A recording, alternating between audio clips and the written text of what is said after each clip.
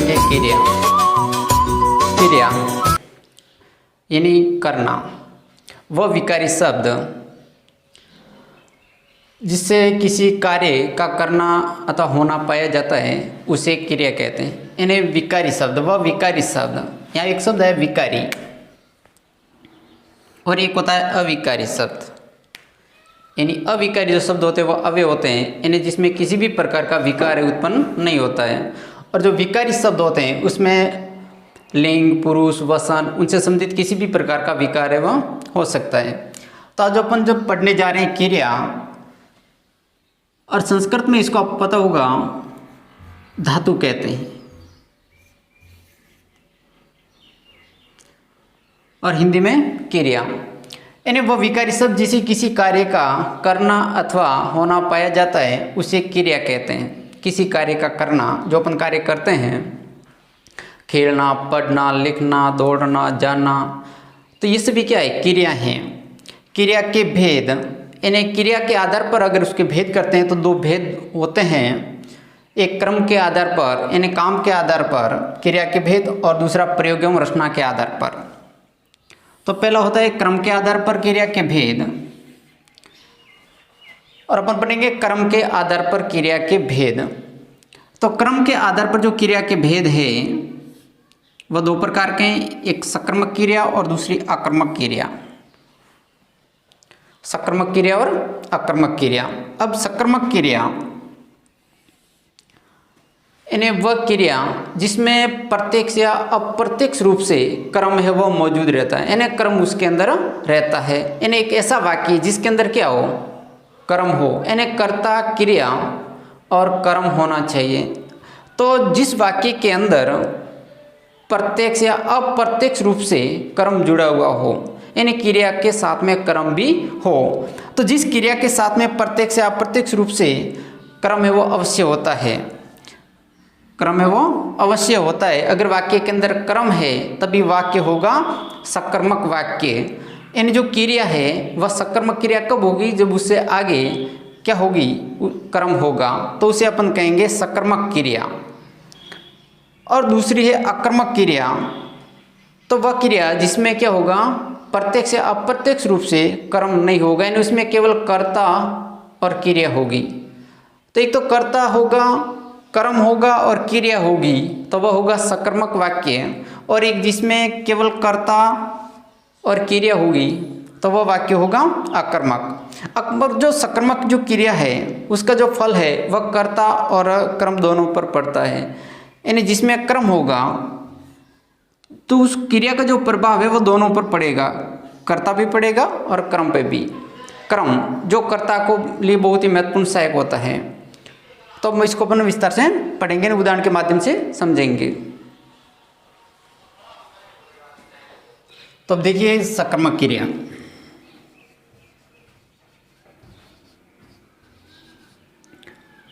सकर्मक क्रिया परिभाषा पढ़ी हमने सकर्मक क्रिया की। यानी वह क्रिया जिसमें प्रत्यक्ष या अप्रत्यक्ष रूप से क्या जुड़ा हुआ होता है? क्रम है वह जुड़ा हुआ होता है। अब इसको अपन उदाहरण के माध्यम से समझेंगे। जैसे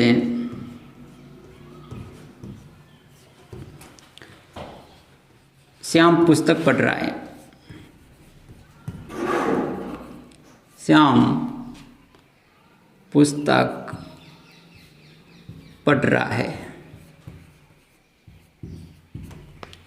अब देखिए पढ़ रहा है यानी पढ़ना जो क्या है? क्रिया।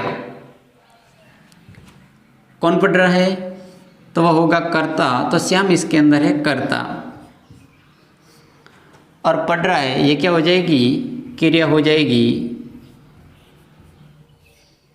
और क्या पढ़ रहा है? तो वह हो जाएगा कर्म। अब देखिए श्याम पुस्तक पढ़ रहा है, तो इसके अंदर वाक्य के अंदर जो क्रम है पुस्तक, और क्रिया पढ़ रहा है और कर्ता श्याम, तो क्रिया जो है उससे पहले क्या है? क्रम है। तो क्रिया से पहले किसी भी तरह से अप्रत्यक्ष या प्रत्यक्ष रूप से अगर जुड़ा हुआ है, क्रम जुड़ा हुआ है, तो वह वाक्य होगा सकर्मक। तो ये वाक्य कौन सा है? सकर्मक वाक्य, जिसमें क्या है? क्रम है। अगर वाक्य के अंदर क्रम आता है तो वह होगा सकर्मक। देखिए, भरत दूध पी रहा है। भरत दूध पी रहा है। तो यहाँ पर पीना जो क्रिया है, लेकिन वह है क्या, क्या पी रहा है, तो वह क्या है, दूध। तो दूध क्या है, यहाँ पे कर्म है, और भरत है वह कर्ता, और ये पीना क्रिया। उसी प्रकार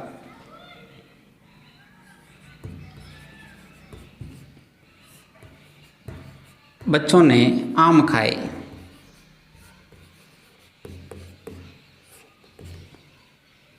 तो बच्चों ने कर्ता, आम है वो क्या है, कर्म है, और खाना यहाँ पे क्रिया है। तो जिस वाक्य के अंदर क्या हो, कर्म हो, तो वाक्य होगा सकर्मक।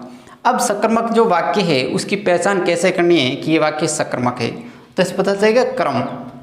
अगर पता नहीं चलता क्रम से तो फिर अब उनकी पहचान कैसे करेंगे। तो सकर्मक की पहचान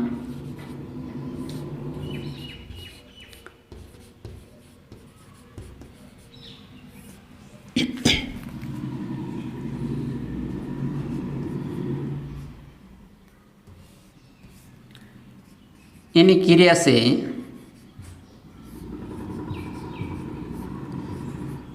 क्या प्रश्न करने पर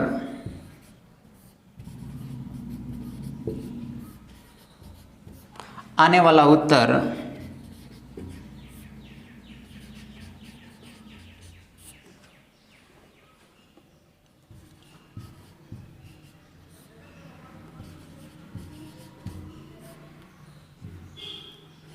कर्म है, तो वाक्य सकर्मक होगा।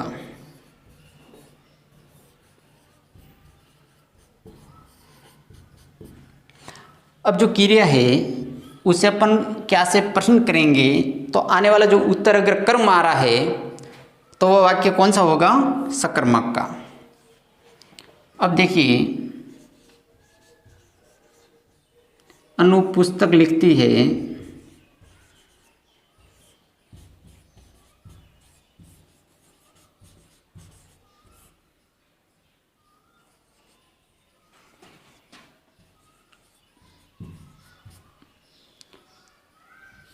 कर्ता, कर्म और क्रिया, लिखना यहाँ पे क्रिया है।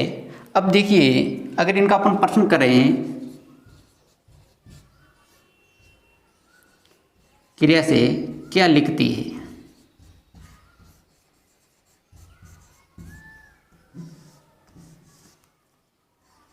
क्या लिखती है, तो उत्तर में आएगा पुस्तक। अब देखिए, अनुपुस्तक लिखती है, और इससे क्रिया से अपन लिखने की क्रिया से प्रश्न करेंगे। क्रिया से क्या प्रश्न करने पर कि क्या लिखती है, तो उत्तर में आएगा पुस्तक। तो पुस्तक है वह क्या है, कर्म है। यानी क्रिया से क्वेश्चन करने पर, क्रिया से प्रश्न करने पर जो अपने को उत्तर प्राप्त होगा वह होगा क्रम। अगर उत्तर के अंदर कर्ता आता है, क्रिया से जब आप क्वेश्चन करोगे, प्रश्न करेंगे, तो उसके उत्तर में अगर कर्ता आ रहा है तो वह वाक्य होगा, वह अकर्मक होगा। और अगर कर्म आता है तो वह क्या होगा, सकर्मक होगा।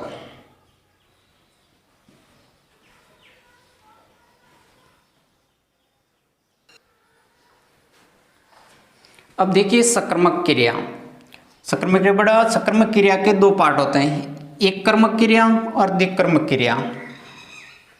सकर्मक क्रिया और उसके दो प्रकार होते हैं, एक होता है एक कर्मक क्रिया और दूसरा होता है द्विकर्मक क्रिया। अब देखिए, एक कर्मक क्रिया यानी जब वाक्य में है, जब वाक्य में क्रिया के साथ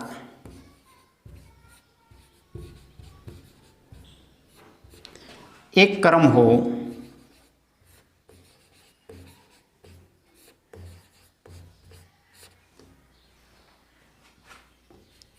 तो उसे एक कर्मक क्रिया कहते हैं।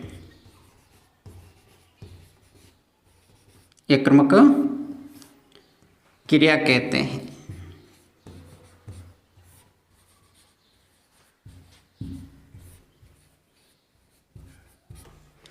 जब वाक्य में क्रिया के साथ में एक कर्म हो, यानी जब वाक्य दिया हुआ है और क्रिया के साथ में केवल एक ही कर्म हो तो उसे अपन कहेंगे एक कर्मक क्रिया। नाम से पता है एक कर्मक यानी एक कर्म के साथ में एक क्रिया के साथ में एक का कर्म होना, यानी जब जो क्रिया है और उसके साथ में एक कर्म है तो उसे अपन कहेंगे एक कर्म क्रिया। देखिए जैसे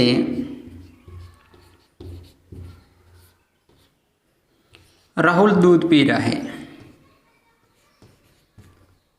राहुल दूध पी रहा है।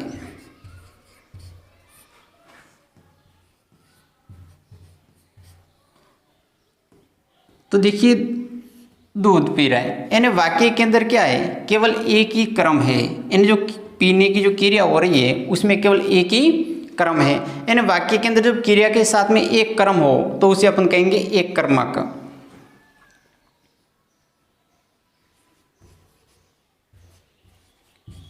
रमेश पत्र लिखता है।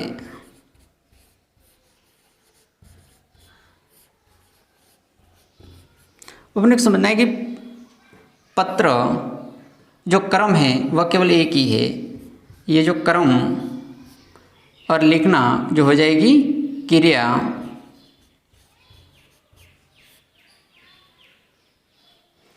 और ये हो जाएगा कर्ता। यानी जो वाक्य में क्रिया के साथ या कर्ता के साथ एक कर्म हो, केवल एक ही कर्म होता है तो उसे कहेंगे एक कर्मक। फिर दूसरा अपन पढ़ते हैं द्विकर्मक।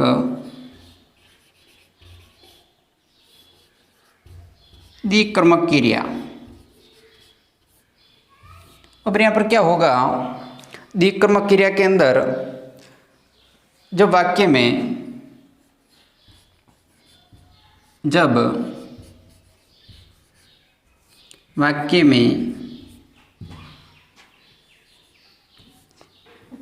क्रिया के साथ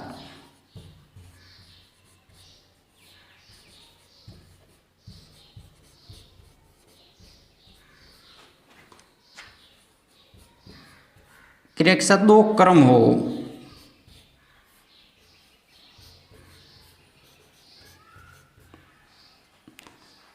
तो उसे द्विकर्मक क्रिया कहते हैं। द्विकर्मक क्रिया कहते हैं।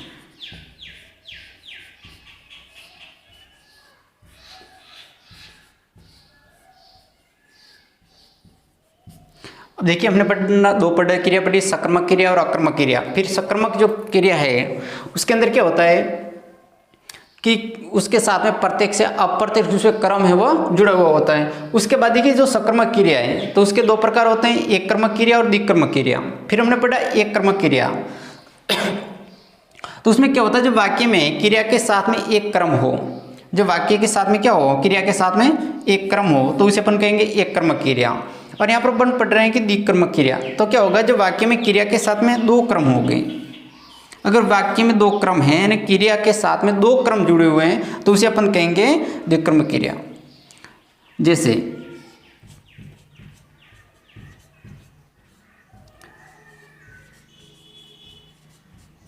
अध्यापक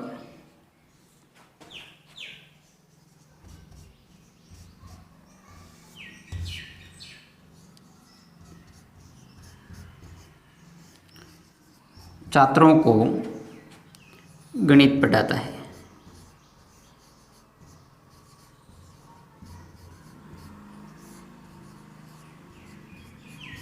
यहाँ पर देखिए अध्यापक है वह छात्रों को गणित पढ़ा रहा है। तो यहाँ जो छात्रों हैं वह क्या है, क्रम, और गणित भी क्या है, क्रम। यानी वाक्य में दो कर्म दिए हुए हैं, यानी क्रिया के साथ में दो क्रम जुड़े हुए हैं। अध्यापक छात्रों को गणित पढ़ाता है। तो यहाँ पर देखिए छात्रों को और गणित, तो छात्रों और गणित दो क्रम जुड़े हुए हैं। और जो वाक्य के अंदर दो क्रम हो, यानी क्रिया के साथ दो क्रम जुड़े हुए हो, तो वह होगा द्विक्रमक क्रिया। अब देखिए जो एक इसके अंदर दो जो क्रम है, तो एक सजीव होगा और एक निर्जीव होगा। यानी दो क्रम हैं तो उसमें से एक सजीव होगा और एक निर्जीव होगा। और ये ध्यान रखना है कि जो निर्जीव होता है वह हमेशा क्रिया के पास में होगा, नज़दीक होगा। और जो सजीव क्रिया जो क्रम है, सजीव क्रम है, वह हमेशा क्रिया से क्या रहेगा, थोड़ा दूर रहेगा। लेकिन जो निर्जीव है वह हमेशा क्रिया के पास में रहेगा। तो यहाँ पर देखिए जो गणित है क्रम, वह क्या है, निर्जीव है। जो पढ़ना जो क्रिया है उसके पास में, लेकिन जो छात्रों हैं वो जो क्रम है वह क्रिया से क्या है, दूर है। तो ये दो क्रम हैं, तो पहला सजीव है और दूसरा निर्जीव। अब एक और उदाहरण के माध्यम से समझ लीजिए।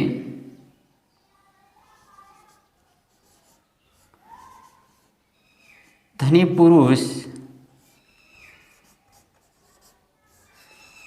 याचक को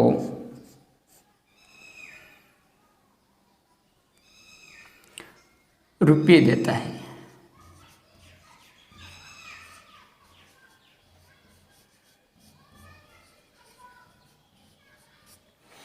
देखिए धनी पुरुष याचक को रुपये देता है।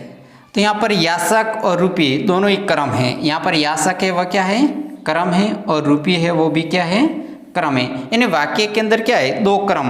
अगर वाक्य के अंदर दो क्रम आते हैं तो वह होगा द्विक्रमक, और एक क्रम आता है तो वह एक क्रमक। यहाँ पर देखिए याचक जो सजीव है और रुपये है वो क्या है, निर्जीव है। यानी जो देना जो क्रिया है और क्रिया के जो पास में जो क्रम है वह हमेशा क्या होगा, निर्जीव होगा।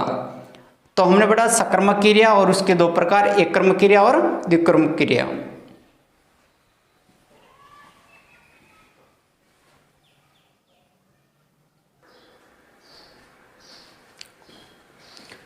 तो अब देखिए सकर्मक क्रिया पढ़ा, और अब हम पढ़ेंगे अकर्मक क्रिया।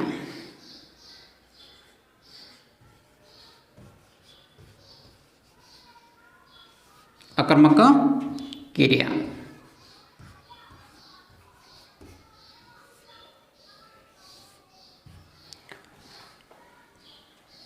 अब देखिए परिभाषा इसकी,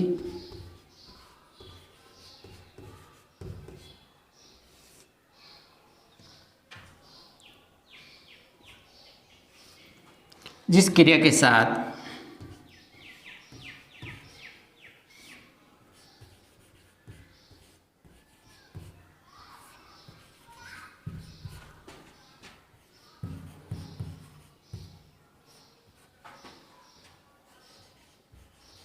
क्रम प्रत्यक्ष अथवा अप्रत्यक्ष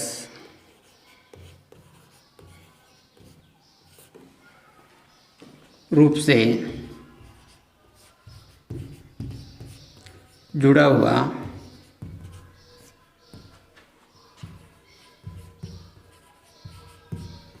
नहीं होता है।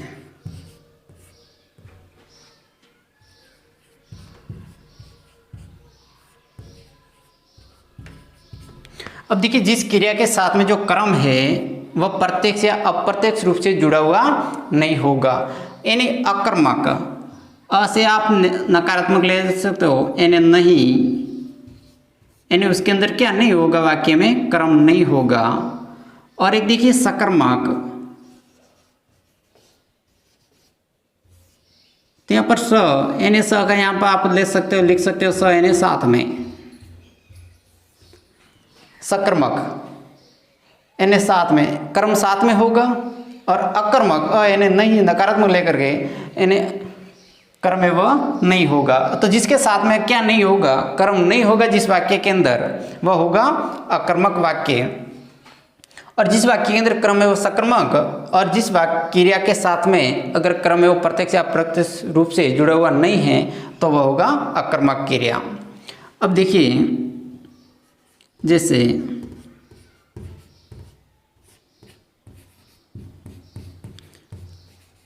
बालक रो रहा है,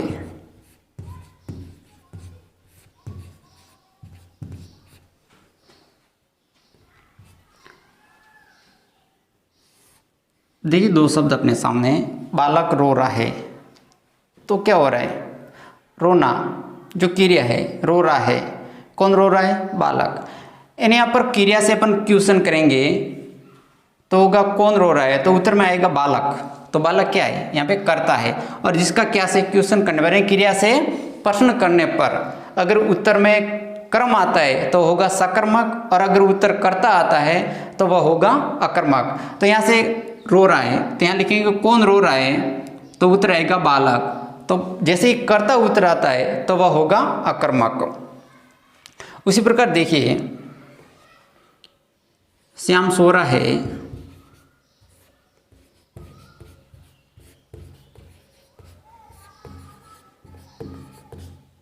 तो यहाँ पर ये सो रहा है कौन, श्याम, तो कर्ता और क्या है, क्रिया, यानी इसमें क्या नहीं है, कर्म नहीं है।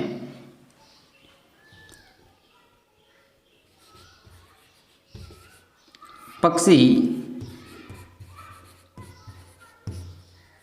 आकाश में उड़ रहे हैं,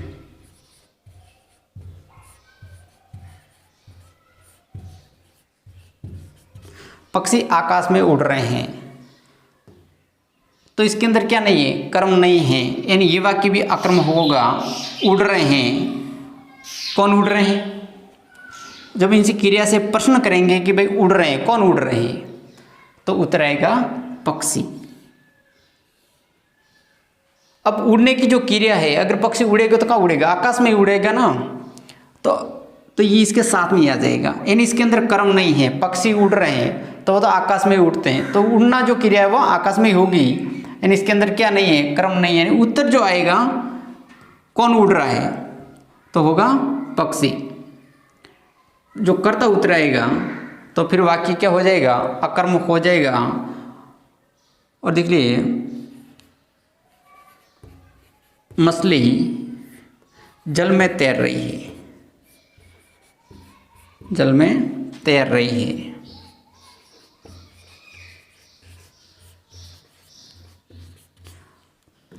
देखिए तैर रही है, कौन तैर रही है, मछली। तो तैरने की जो क्रिया है, अगर तैर रही है तो वह किस में तैर रही होगी, जल में, तो ये साथ में हो जाएगा, यानी तैरने की क्रिया वह जल में ही हो सकती है। तो इसके अंदर भी क्या होगा, जो कर्ता है और जो क्रिया है,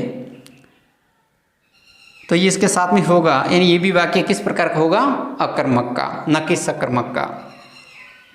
क्योंकि यहाँ पर आकाश शब्द आया है और यहाँ पर जल में, तो ये जो क्रिया होगी, यानी उड़ रहे हैं, तो पक्षी उड़ रहे हैं तो आकाश में उड़ रहे होंगे, और अगर मछली तैर रही है तो वह जल में तैर रही होगी।